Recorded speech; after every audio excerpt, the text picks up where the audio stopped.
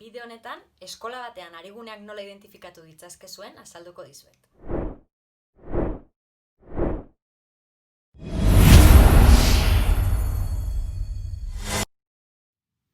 Entitate batean arigunerik dagoen identifikatzeko lehenengo urratsa entitate horren organigrama edo mapa osatzea izango da.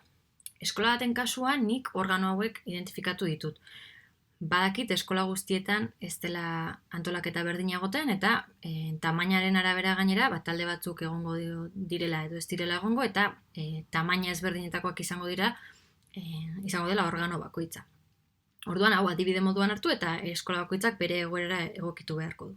Behin organo hauek identifikatuta, barne ariguneak eta kanpo ariguneak non egon daitezken aztertuko dugu. Bertako kideen euskara ezagutzaren arabera eta euskaraldian parte hartzeko prestutasunaren arabera. Lehenengo barne ariguneak identifikatuko ditugu eta ondoren kanpo ariguneak.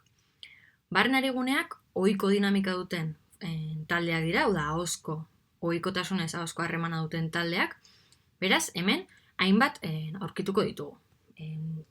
Borobildu egingo ditut, ohiko dinamika duten taldeak, guraso elkartea, sukaldeko langileak, bat baino gehiago baldin badira, jangelako langileak, garraio zerbitzuan daudenak, idazkaritzan parte hartzen dutenak, mantenukoak, organo gorenean dauden kideak, irakasleen klaustroan dauden kideak, mintegietakoak, tutoreak, pedagogia terapeutikokoak, bat baino gehiago badaude, zuzendaritzakideak, eta hemen ikasleak sartzen direnean kontuan hartu beharko dugu bi egoeren aurrean aurkitu gaitezkela.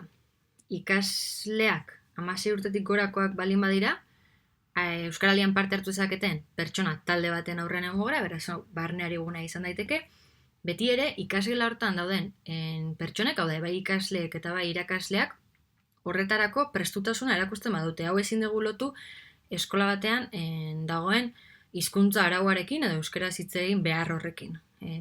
Beren beregi ados egon beharko dute ikasleak bertan barne arigune bat sortzeko.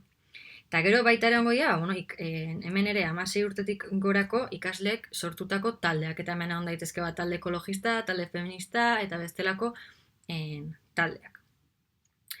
Kanpo ariguneak identifikatzerako orduan, kontuan hartu behar duguna da, kanpo ariguneak kanpoarekin osatzen ditugula, hau da, herritarrekin ditugun harremanetan, eta orduan, galdera da. Eskola batek ze organotatik edo nondik ditu harremanak kanpoko munduarekin edo herritarrekin.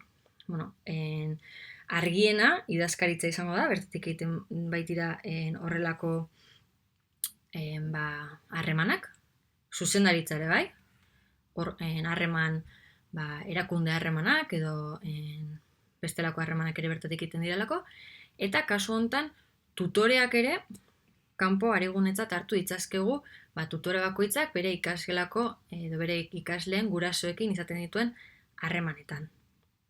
Hainbat kasutan, garraio zerbitzu dagoen kasutan ere, garraio zerbitzu hortan parte hartzen duten bai gidariak eta baita haurren laguntzaileek ere gurasoekin kanpo arigunea osatzeko aukera izango dute.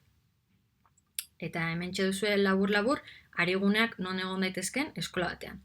Horrez gain, kontuan hartu beharko dugu eskolan ahobizi belarri prest rolak izango duen garrantzia, adibidez, 16 urtetik berako ikasleekin irakasle horrek dituen harremanetan, irakasle hori ahobizi edo belarri prest izango da.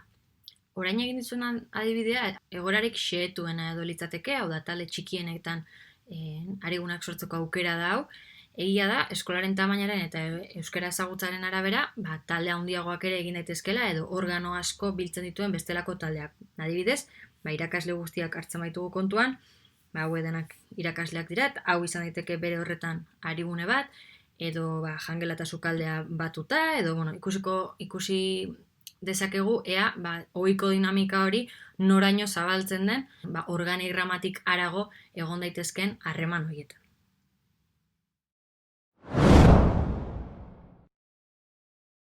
Bideo honetan azaldutako kontuan edozein galdera edo zalantza baldin bazkazue, gogoratu hemen begian iruzkinetan galdetu ditzakezuela.